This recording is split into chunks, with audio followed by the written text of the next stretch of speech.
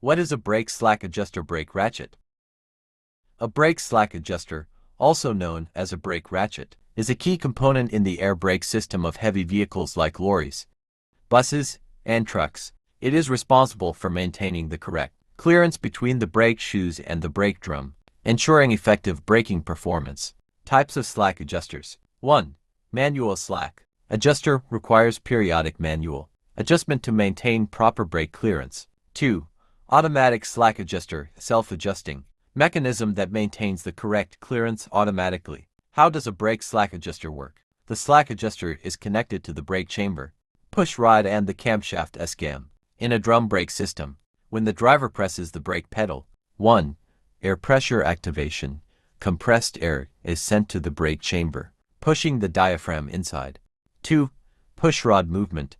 The push rod extends and applies force to the slack adjuster. 3. Rotating the camshaft. The slack adjuster transfers this force to the S-cam, which rotates. 4. Brake shoe expansion. The rotation of the S-cam pushes the brake shoes outward against the drum, creating friction and stopping the vehicle. 5. Returning to rest position.